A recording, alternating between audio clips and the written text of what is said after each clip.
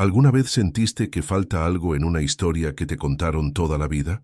Durante siglos, millones han leído los evangelios creyendo conocer cada capítulo importante de la vida de Jesús. Desde su nacimiento en Belén hasta su crucifixión en Jerusalén, la narrativa parece completa. Pero, ¿y si te dijera que más de la mitad de su vida permanece en la sombra? Entre los 12 años, cuando debatía con sabiduría asombrosa en el templo, y los 30, cuando fue bautizado en el río Jordán, existe un vacío de casi 2 décadas, 18 años de silencio, ni una línea, ni una palabra, nada.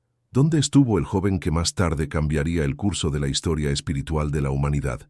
¿Por qué los relatos sagrados lo presentan como un niño prodigio y luego reaparece como un maestro iluminado, sin explicación? Este no es un simple detalle menor. Estamos hablando de más de 60% de su vida antes del ministerio público. Es como si alguien hubiera arrancado las páginas centrales de un libro esencial y todos fingieran que no faltaba nada. Si este mensaje tocó algo en ti, no lo ignores. Déjanos tu comentario. ¿Crees que es posible que la historia de Jesús sea mucho más profunda de lo que nos enseñaron? Suscríbete y activa la campanita para descubrir las verdades olvidadas que nadie se atrevió a contarte. Comparte este video con tus amigos y familiares que también están buscando respuestas más allá de lo tradicional, porque nunca es tarde para ver con nuevos ojos, incluso aquello que creíste conocer toda tu vida. Algunos dirán que fue irrelevante, otros que no había nada digno de registrar, pero realmente podemos creer que un periodo tan extenso no dejó huellas. ¿Y si lo que ocurrió en esos años cambia por completo lo que creíamos saber sobre sus enseñanzas? Tal vez lo que no se contó no fue porque no existía, sino porque no convenía contarlo. Hoy vamos a abrir una puerta que muchos han preferido mantener cerrada, y tú decidirás si lo que está detrás es herejía o la parte más olvidada de la verdad. Prepárate, porque lo que vas a escuchar puede cambiar tu manera de ver a Jesús para siempre. Si abres cualquier evangelio, verás una escena inolvidable. Un niño de apenas 12 años discutiendo con sabiduría sorprendente entre los maestros del templo. Las preguntas que hacía, las respuestas que ofrecía, dejaron a todos asombrados. Ese momento marcó el inicio de lo que muchos imaginaron sería una historia detallada de crecimiento espiritual. Pero entonces ocurre algo desconcertante. Después de ese episodio, Jesús desaparece por completo de los registros. La narrativa salta directamente a sus 30 años, cuando aparece a orillas del Jordán para ser bautizado por Juan. ¿Y todo lo demás? Silencio absoluto. 18 años sin pistas. No hay registros familiares, viajes conocidos, ni testimonios de personas cercanas. Es como si hubiese sido arrancado intencionalmente del relato oficial. ¿No resulta extraño que un personaje tan central en la historia de la espiritualidad tenga su juventud completamente borrada? Pensemos en esto. Si alguien quiere presentar a un maestro como guía espiritual supremo, ¿no sería importante mostrar cómo se formó, qué aprendió, quiénes fueron sus influencias? Cualquier biografía moderna detalla los procesos que moldean al individuo. En cambio, en el caso de Jesús, solo tenemos su infancia y de pronto su vida adulta con una madurez impresionante y una autoridad que desafía toda lógica. ¿Cómo alcanzó ese nivel de conocimiento? ¿Dónde desarrolló su forma tan única de enseñar? Algunos intentan justificar la ausencia diciendo que llevó una vida simple en Nazaret, como hijo de un carpintero. Pero incluso si eso fuera cierto, ¿cómo una existencia rural y aislada explicaría la profundidad de sus enseñanzas? ¿Cómo explicar su capacidad para hablar en parábolas, su dominio del lenguaje espiritual, su conocimiento de conceptos que ni siquiera estaban presentes en la tradición judía de su tiempo? Esta desconexión ha llevado a muchos investigadores a formular hipótesis. Tal vez Jesús no estuvo quieto en Galilea, sino que viajó. Tal vez estudió con sabios en tierras lejanas. Y si eso es verdad, entonces estamos ante la posibilidad de que su sabiduría tenga raíces mucho más amplias de lo que la historia oficial admite. El hecho de que nadie haya documentado esos años no significa que no existieron, solo indica que alguien decidió no hablar de ellos. Y eso nos lleva a una pregunta aún más profunda. ¿Qué había en esos años que no debía ser revelado? Este vacío biográfico es más que una omisión. Es una invitación a explorar lo que se intentó mantener fuera del alcance. Porque comprender lo que sucedió entre los 12 y los 30 años de Jesús podría transformar no solo cómo lo vemos a Él, sino cómo entendemos el mensaje que dejó. Durante siglos, académicos, místicos e incluso exploradores han debatido sobre el gran enigma que rodea los años desconocidos de Jesús. ¿A dónde fue durante esa larga etapa ausente de los registros? Una teoría, sostenida por pistas dispersas y sorprendentes coincidencias, sugiere que el joven nazareno pudo haber viajado hacia el este, donde habría conocido filosofías milenarias, prácticas espirituales profundas y sabiduría ancestral que transformaron su visión del mundo. La posibilidad de que Jesús haya explorado tierras lejanas como la India, el Tíbet o incluso Persia puede parecer improbable a simple vista. Sin embargo, si examinamos con detenimiento el contexto histórico, geográfico y comercial de la época, esta hipótesis comienza a adquirir peso. En el siglo I existían rutas comerciales muy activas que conectaban el Mediterráneo con Asia. Estas vías permitían el intercambio constante de bienes, ideas, religiones y conocimientos. La ruta de la seda, por ejemplo, llevaba no solo telas preciosas, sino también enseñanzas, lenguas y mitologías que viajaban de un extremo al otro del continente. No era raro que sabios, mercaderes e incluso buscadores espirituales se desplazaran por esas sendas en busca de iluminación o verdad. Los relatos que alimentan esta posibilidad no provienen únicamente de la imaginación moderna. A finales del siglo XIX, el explorador ruso Nikolás Notovich aseguró haber encontrado documentos en el monasterio de Hemis, en el Tíbet, donde se narraba la presencia de un sabio occidental llamado Isa. Este hombre, según los textos, habría llegado desde tierras lejanas para estudiar junto a monjes budistas, aprendiendo sus enseñanzas, compartiendo su visión y adoptando prácticas de meditación y compasión. Aunque su afirmación fue recibida con escepticismo, otros investigadores como Swami Abhedananda y Nicholas Roerich dijeron haber encontrado rastros similares en sus propios viajes, dando un nuevo aire a la controversia. ¿Podría Isa ser una referencia a Jesús?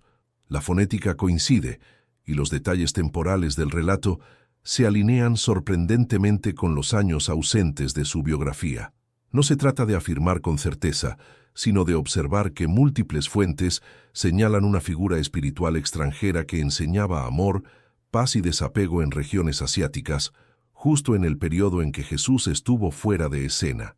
Además, varias tradiciones del Este mencionan a un extranjero con ideas revolucionarias que practicaba la no violencia, curaba con la energía de sus manos y hablaba sobre la divinidad interior.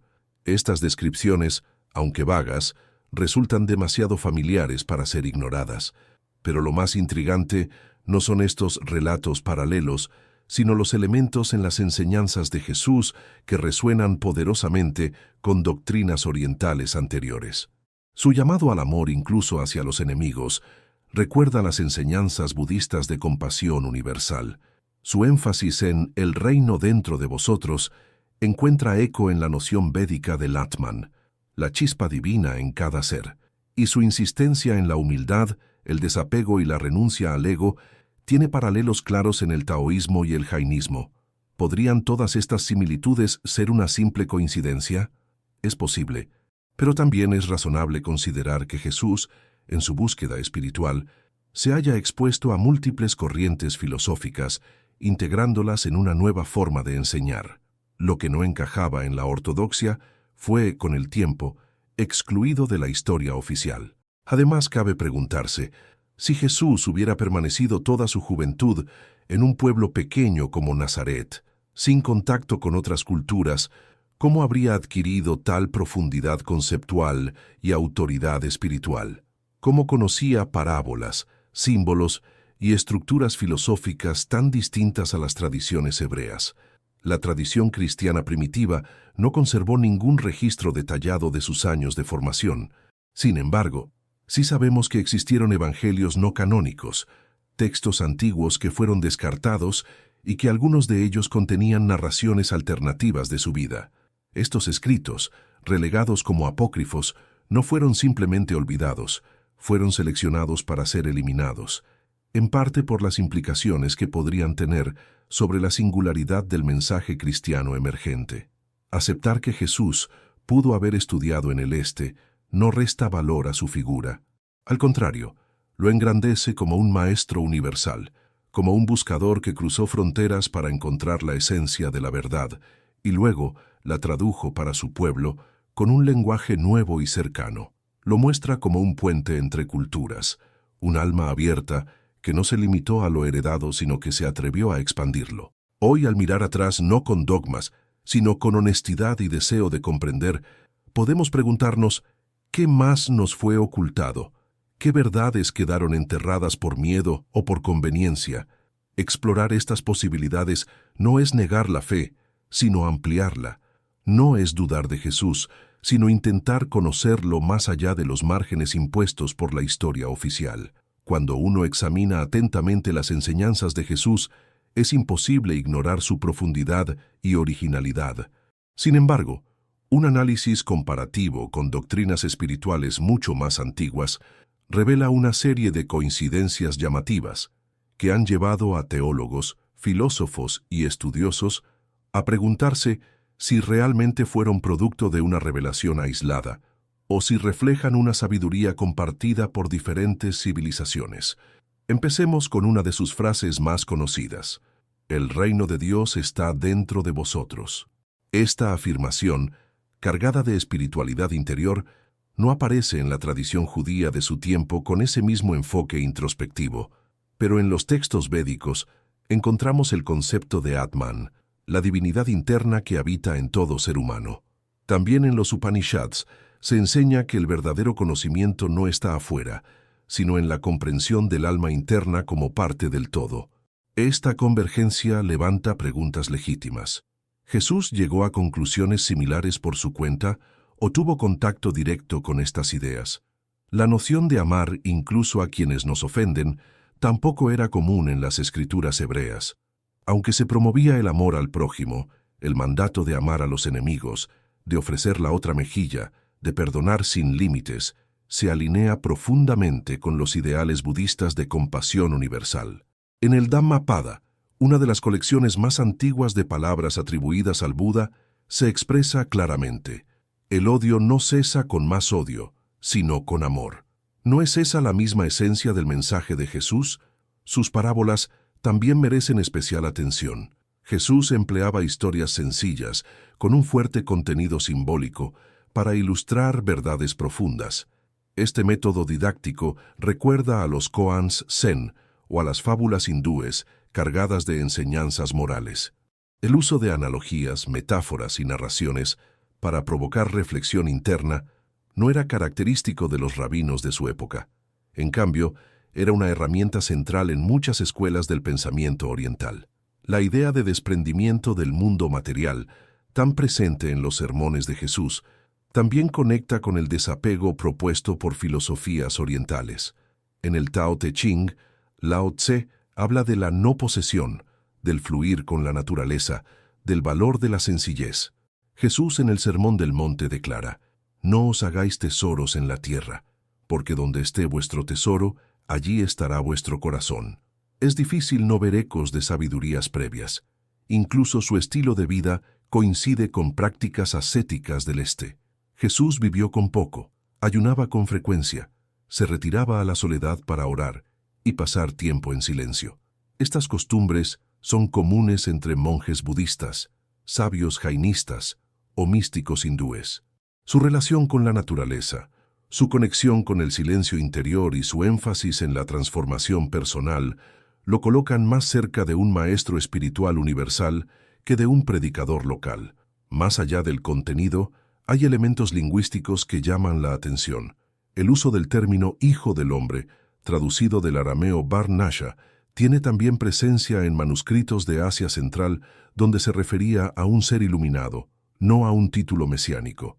Además, su repetido uso de la expresión «el camino» como metáfora de la verdad espiritual recuerda tanto al Tao como al sendero octuple del budismo. Es posible que haya absorbido estos conceptos durante su formación en tierras lejanas. Por supuesto, los escépticos podrían argumentar que estas similitudes son producto de una evolución paralela, que diferentes culturas pueden llegar a verdades similares de manera independiente, y esa es una posibilidad válida. Pero también debemos considerar que, durante la época de Jesús, el mundo estaba más conectado de lo que imaginamos. Las rutas de intercambio no solo transportaban mercancías, sino también ideas, símbolos, relatos y prácticas religiosas. En ciudades como Alejandría se encontraban manuscritos de diversas tradiciones. Eran centros de diálogo interreligioso y filosófico. Es muy factible que un buscador espiritual con mente abierta, como probablemente fue Jesús, tuviera contacto con estas ideas antes de desarrollar su propio mensaje. Más aún, si, como muchas hipótesis sugieren, viajó por regiones del Asia en su juventud. Algunos estudiosos modernos afirman que el mensaje de Jesús fue una especie de síntesis, una destilación de lo mejor de distintas tradiciones, que su sabiduría no surgió en el vacío, sino en un cruce de caminos entre Oriente y Occidente. Esto explicaría su capacidad para hablar con profundidad sobre el alma humana, sobre el perdón, la compasión, la humildad y la luz interior, sin apoyarse exclusivamente en la ley mosaica. Incluso las prácticas de sanación que realizaba guardan semejanzas con métodos energéticos del Este. La imposición de manos, la fe como canal de curación, el poder de la intención, son aspectos presentes en la medicina ayurvédica y en disciplinas como el Reiki o el Qigong. ¿Aprendió estas técnicas de algún maestro oriental o fueron intuiciones que casualmente se alineaban con prácticas existentes en otras partes del mundo? Otra coincidencia asombrosa. La idea de nacer de nuevo no era común entre los judíos del siglo I, pero sí aparece en rituales de iniciación de escuelas de misterios egipcias y textos hindúes. El concepto de transformación interior como renacimiento espiritual era un pilar en muchos sistemas esotéricos del mundo antiguo.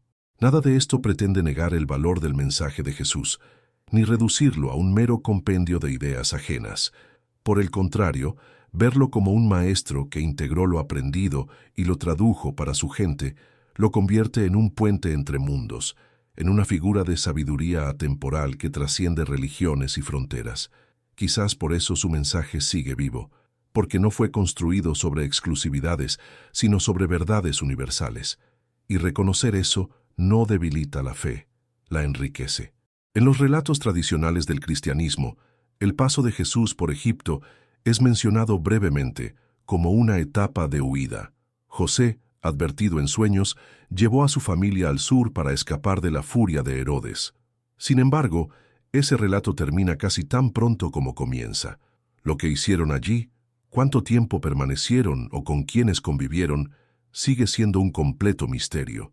Pero esta omisión ha levantado interrogantes importantes. ¿Qué representaba realmente Egipto en aquella época? ¿Por qué un lugar con tanta historia espiritual queda casi ignorado en los registros sobre la vida del maestro de Nazaret?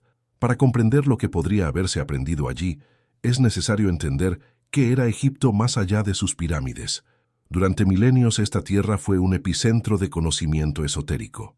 Desde las antiguas enseñanzas de Tot y las iniciaciones en los templos de Karnak, hasta las prácticas secretas de los sacerdotes del Nilo, Egipto cultivó una tradición mística enfocada en la transformación del alma y la comprensión de los planos superiores de existencia. Era un territorio donde el cuerpo, la mente y el espíritu se entrelazaban en un solo camino hacia la iluminación. Y más allá de sus templos, existía un faro de sabiduría que iluminó al mundo antiguo, la Gran Biblioteca de Alejandría. Fundada en el siglo III a.C., no solo albergaba textos egipcios, sino también manuscritos provenientes de Grecia, Persia, la India, Mesopotamia e incluso China. Era un centro de traducción, diálogo y conservación del saber global.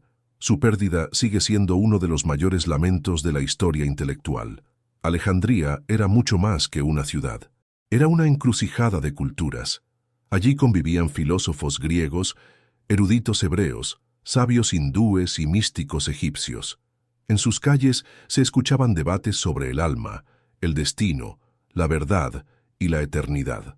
Si Jesús pasó tiempo allí, incluso siendo joven, su exposición a esta pluralidad de pensamiento habría sido transformadora. Uno de los grupos más fascinantes establecidos cerca de Alejandría eran los terapeutas. Mencionados por Filón de Alejandría, estos hombres y mujeres dedicaban sus vidas a la contemplación, la sanación y la búsqueda interior. Vivían alejados de las ciudades, practicaban ayunos, cantos sagrados y meditaciones prolongadas. Su enfoque de la espiritualidad era profundo y no dogmático. Se centraban en la pureza del corazón, el equilibrio de los humores y el contacto con lo divino a través del silencio. Lo curioso es que muchas de las prácticas atribuidas a Jesús coinciden con las descripciones de los terapeutas. El retiro en soledad, el uso de parábolas, la imposición de manos, el ayuno como vía de purificación e incluso la forma de organizar comunidades alrededor de principios espirituales comunes. ¿Pudo haber tenido contacto con ellos en su juventud? La coincidencia no puede ser descartada a la ligera, pero Egipto no solo ofrecía sabiduría práctica. En sus escuelas de misterios, como las de Heliópolis o Luxor, se enseñaban secretos sobre la energía vital, la vida después de la muerte y los diferentes niveles de conciencia. Los iniciados pasaban por pruebas simbólicas, enfrentaban sus miedos, morían a su ego para renacer con una nueva identidad. Estas ceremonias no eran solo rituales, eran transformaciones internas profundas. Uno de los símbolos centrales de la espiritualidad egipcia era Osiris, el dios que muere y resucita. Su mito, transmitido durante generaciones, habla de la fragmentación del ser, su desmembramiento y la restauración final por medio del amor y la sabiduría. Quien escucha atentamente las enseñanzas de Jesús sobre la muerte, el renacimiento y la vida eterna, no puede evitar notar los ecos de Osiris en su discurso. Otra pista que ha desconcertado a historiadores es la frase enigmática que Jesús pronunció antes de que Abraham existiera: «Yo soy». Esta declaración no solo desafía el tiempo, también resuena con el nombre sagrado egipcio del ser divino: «Yo soy el que soy», una fórmula utilizada por los iniciados para referirse a la conciencia eterna e inmutable que habita en todo lo creado. A eso se suma su insistencia en el renacimiento espiritual, una idea también presente en los textos herméticos y en las prácticas iniciáticas del antiguo Egipto. Para estos sabios, la resurrección no era un evento físico, sino una transformación profunda del ser. Exactamente el tipo de transformación que Jesús predicaba: morir al ego, renacer al amor, vivir en la luz. El hecho de que estos paralelismos no sean mencionados en los evangelios canónicos no significa que no existan. Lo más probable es que fueran eliminados o considerados inapropiados para la narrativa oficial que el Imperio Romano y la Iglesia buscaban construir. Un Jesús que hubiera sido iniciado en Egipto no encajaba con la idea de un Salvador único, desconectado de otras tradiciones. Además, no debemos olvidar que Egipto era, para muchos hebreos, símbolo de esclavitud y opresión. Vincular a Jesús con esa tierra podía generar rechazo o confusión entre sus primeros seguidores. Pero ¿y si, en lugar de asociarlo con cadenas, Egipto representó para él el lugar de su despertar espiritual? Existen, incluso hoy, comunidades coptas en Egipto que sostienen que Jesús pasó más tiempo en su país del que se cree. Algunos relatos orales hablan de cuevas donde habría meditado, de aldeas donde fue recibido como peregrino, de fuentes de agua donde enseñó sobre la compasión.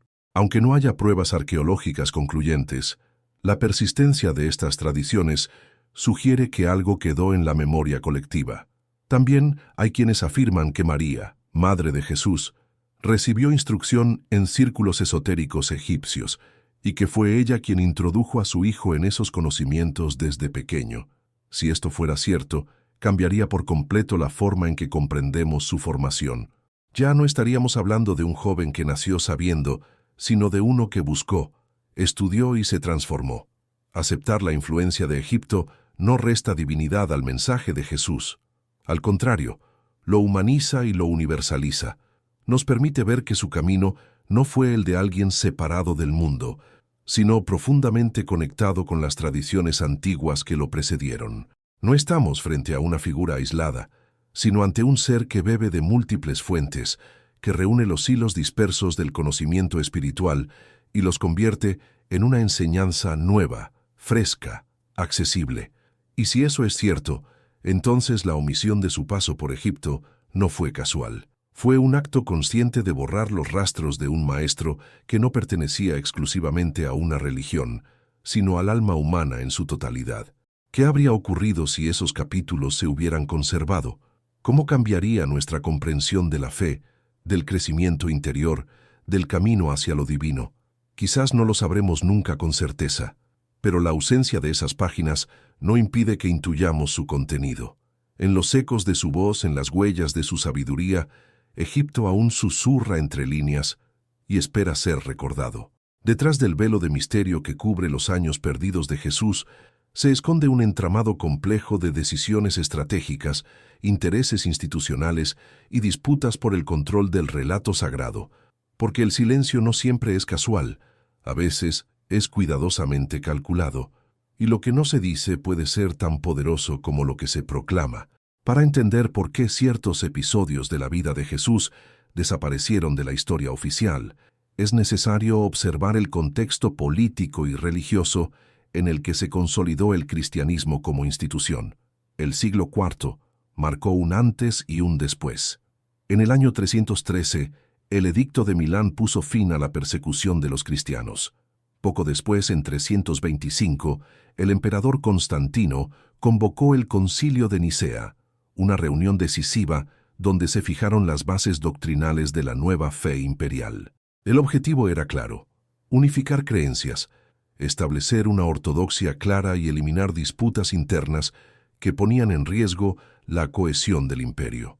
Para lograrlo, se seleccionaron cuidadosamente los textos que formarían parte del canon bíblico y se descartaron aquellos considerados problemáticos, ambiguos o contrarios a la visión oficial. Así nacieron los evangelios canónicos, y así desaparecieron muchos otros relatos. Entre los escritos excluidos, había evangelios que relataban episodios desconocidos de la infancia, juventud y vida adulta de Jesús. Algunos mencionaban viajes a regiones lejanas, contacto con sabios orientales, prácticas de meditación o incluso enseñanzas que enfatizaban el autoconocimiento y la divinidad interior. Eran textos que ofrecían una visión más humana y más universal del Maestro de Galilea. Pero esa imagen no servía a los propósitos de una religión que necesitaba presentarlo como el Hijo único de Dios, cuya verdad era absoluta e irrepetible. El problema no era la autenticidad de estos textos, sino sus implicaciones. Un Jesús que aprendió de otras tradiciones, que fue discípulo antes que guía, que integró conocimientos de culturas distintas, rompía con la narrativa de exclusividad que la Iglesia buscaba consolidar. ¿Cómo justificar su divinidad si había sido moldeado por ideas ajenas? ¿Cómo defender la supremacía del cristianismo si su fundador había bebido de fuentes compartidas con otras religiones? Así, muchas versiones alternativas de su vida fueron declaradas heréticas, destruidas o simplemente olvidadas.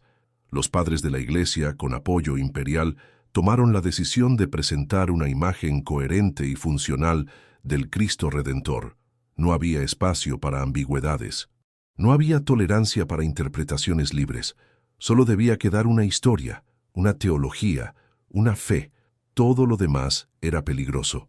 Este proceso, aunque eficaz para unificar creencias, tuvo consecuencias profundas. Al eliminar la diversidad de voces que surgieron en los primeros siglos del cristianismo, se perdió una gran riqueza espiritual. Se cerraron puertas que podrían haber facilitado el diálogo con otras culturas. Se apagaron matices que habrían ampliado la comprensión de lo sagrado. Se cortó el puente entre Jesús y el mundo y se lo encerró en una doctrina rígida. Muchos no saben que antes del Concilio de Nicea existían comunidades cristianas que no compartían la misma visión de Jesús. Algunas lo veían como un sabio iluminado, otras como un profeta. Algunas enfatizaban su humanidad, otras su divinidad. Había escuelas que enseñaban la reencarnación, otras que promovían la meditación como vía de unión con Dios. Esa pluralidad fue suprimida para favorecer una narrativa uniforme, y así nació una institución poderosa, con estructuras jerárquicas, dogmas inamovibles y autoridad centralizada. La Iglesia se convirtió en una herramienta de control, no solo espiritual, sino también político. Quienes se desviaban de la doctrina eran perseguidos, los manuscritos que contenían otras visiones eran quemados. La historia fue reescrita, no para mentir, sino para simplificar. Pero en esa simplificación se sacrificó una parte esencial de la verdad. Aceptar que Jesús pudo haber tenido influencias externas no debilita su mensaje, sino que lo enriquece. Demuestra que su sabiduría no nació en el vacío, sino en contacto con múltiples fuentes. Revela que su grandeza radica en su capacidad para integrar lo mejor de cada tradición. Un Jesús viajero, buscador, aprendiz, se vuelve mucho más cercano, más humano, más real. Sin embargo, la doctrina oficial necesitaba un Mesías inmutable, uno que descendiera del cielo completo, sin pasado ni formación, uno que no necesitara aprender, porque ya lo sabía todo. Esa visión no permitía vacíos, ni dudas, ni misterios. Solo permitía certezas. Y para mantener esas certezas era necesario guardar silencio sobre ciertos temas. El resultado de esta omisión ha sido una espiritualidad fragmentada. Por un lado, una religión institucional que impone creencias desde la autoridad. Por otro, millones de personas que buscan sentido más allá de los límites impuestos. La desconexión entre el Jesús histórico y el Cristo teológico ha generado confusión, pérdida de confianza y abandono de la fe por parte de muchos que no encuentran respuestas en la versión oficial. Pero en los últimos años, algo ha comenzado a cambiar. Investigadores, místicos y creyentes de todo el mundo han empezado a recuperar los textos olvidados, a reconstruir los puentes derrumbados, a explorar las raíces universales del mensaje de Jesús. Ya no se trata de negar la tradición, sino de ampliarla, profundizarla y abrirla al diálogo. El silencio sobre los años perdidos de Jesús fue una decisión política, no espiritual. Fue una forma de asegurar poder, no de preservar la verdad.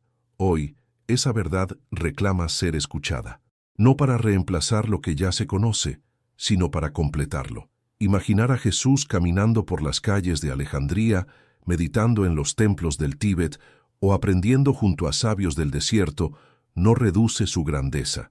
Al contrario, lo convierte en un símbolo de unidad, en un puente entre culturas, en un testigo de que la luz puede manifestarse en muchas formas. La historia no termina en el silencio. A veces, es justamente en lo que no se dice donde se esconde la clave para comprender lo esencial. A medida que su fama crecía y sus palabras desafiaban la estructura religiosa de su tiempo, Jesús no solo fue visto como un profeta, fue percibido como una amenaza, no por levantar ejércitos ni por tomar el poder por la fuerza, sino por algo más subversivo. Enseñaba que lo sagrado no estaba confinado a templos ni mediado por sacerdotes. Estaba dentro del ser humano. Esta visión, profundamente revolucionaria, no era una mera doctrina espiritual, era una práctica vivida. Jesús no solo hablaba sobre el reino de los cielos en términos abstractos, sino que lo manifestaba a través de su cuerpo, de su presencia, de su toque. Quienes lo rodeaban veían en él una energía que transformaba. No solo enseñaba con palabras, sanaba, liberaba, restauraba. Y todo esto sin necesidad de rituales complejos, sin mediaciones oficiales. Su cuerpo se convertía en canal de una sabiduría viva. Las narraciones sobre curaciones milagrosas no eran simples demostraciones de poder, representaban una filosofía encarnada. Jesús tocaba al enfermo y éste recobraba la salud. A veces, ni siquiera era necesario contacto físico. Una palabra bastaba, una intención clara, una fe compartida. En estas acciones se manifiesta un conocimiento profundo sobre la conexión mente-cuerpo, sobre la influencia del espíritu en la materia, sobre el poder de la conciencia. Estas prácticas no eran habituales en el judaísmo de su tiempo. En cambio, sí tienen resonancia con sistemas de sanación orientales. En la medicina ayurvédica, por ejemplo, se habla del prana, una fuerza vital que fluye por canales invisibles y puede ser equilibrada mediante la intención, la respiración o el tacto. En el Tíbet, los lamas utilizan mantras y visualizaciones para restaurar la armonía interior. El Qi, en la tradición china, también se manipula mediante el cuerpo para favorecer el bienestar físico y emocional. Jesús parecía conocer intuitiva o conscientemente estos principios. La manera en que imponía sus manos, el uso del silencio antes de sanar, su retiro al monte tras actos intensos, son comportamientos que recuerdan a los ejercicios energéticos y meditativos del Oriente. Un ejemplo notable es su respuesta a la mujer que lo tocó entre la multitud. Él dijo: «Alguien me ha tocado porque he sentido que salió poder de mí». Esta declaración no solo es sorprendente desde un punto de vista religioso, sino que sugiere un entendimiento profundo sobre la transmisión energética, un fenómeno ampliamente documentado en tradiciones esotéricas de Asia. Pero ¿cómo adquirió ese conocimiento? ¿Fue producto de una iluminación interior espontánea? ¿O se trató de habilidades aprendidas en su etapa formativa, quizás durante los años silenciados? Lo cierto es que su enfoque sobre la salud no se limitaba al cuerpo. Apuntaba a la integridad del ser. Su interés por los marginados, los impuros, los considerados irrecuperables por la sociedad, revela una comprensión holística. Para él, sanar no era solamente eliminar un síntoma físico, sino restaurar la dignidad, la fe, la pertenencia. Este nivel de compasión operativa también se encuentra en las enseñanzas del Buda, quien afirmaba que el sufrimiento cesa cuando se comprende la raíz interna del dolor. Jesús actuaba de forma semejante. No ofrecía recetas mágicas. Invitaba a mirar hacia adentro, a responsabilizarse, a creer que la curación era posible desde el interior. En este punto, su práctica se alejaba tanto de los rituales religiosos como de la medicina convencional de su época. Era, en todo sentido, una forma de sabiduría corporificada, y esa forma de conocimiento fue lo que más incomodó al poder, porque no podía ser controlada, no requería estructuras, bastaba con que alguien creyera, bastaba con un gesto. Este poder que fluía desde su interior lo hacía libre, y la libertad, en sociedades regidas por miedo y jerarquía, siempre es perseguida. La amenaza que Jesús representaba no se debía solo a su mensaje, sino al modo en que lo vivía. Encarnaba un camino de transformación accesible, sin fronteras, sin permisos. Invitaba a mirar al cuerpo como templo, a la respiración como oración, al silencio como comunión. La sabiduría que brotaba de su interior tenía raíces profundas. Si sus años de juventud transcurrieron en contacto con escuelas orientales, monasterios remotos o comunidades como los terapeutas egipcios, entonces es posible que haya integrado prácticas milenarias que luego adaptó con su propia voz. Pero como esta historia no convenía al relato oficial, fue omitida, silenciada, borrada. Su manera de sanar, de enseñar y de estar presente no encajaba en los moldes teológicos construidos siglos después. Por eso fue necesario domesticar su imagen, presentarlo como un milagroso enviado, pero no como un sabio encarnado, alguien dotado por Dios, pero no cultivado por el viaje, un canal vertical, no una síntesis horizontal. Sin embargo, su legado corporal sigue vivo. Aquellos que hoy practican la sanación con energía, la meditación contemplativa, la introspección espiritual, se están acercando a esa sabiduría que él representó. No están alejándose de su camino, sino recorriendo una senda muy similar. El cuerpo para Jesús no era enemigo del alma, era su vehículo. A través de él mostraba que lo divino podía ser tocado, sentido, vivido. Esa era la verdadera herejía, enseñar que cada ser humano tenía acceso directo al misterio, y eso fue imperdonable. En un mundo saturado de ruido, la invitación de Jesús a entrar en lo secreto cobra nueva vida. Hoy, millones buscan conexión interior a través de la meditación, el silencio consciente y la respiración profunda. ¿Y si esas mismas prácticas, tan comunes en tradiciones orientales, también formaron parte de su camino oculto? Sentarse en quietud, observar el flujo del aire, soltar pensamientos sin luchar contra ellos. Todo esto está en perfecta armonía con la enseñanza del reino interior. No se trata de rituales lejanos, sino de caminos simples hacia una conciencia más plena. Tal vez lo que Jesús vivió y practicó en sus años perdidos fue esto: una espiritualidad directa, viva, sin intermediarios. Recuperar esa dimensión hoy no exige abandonar creencias, sino expandir a partir de ellas.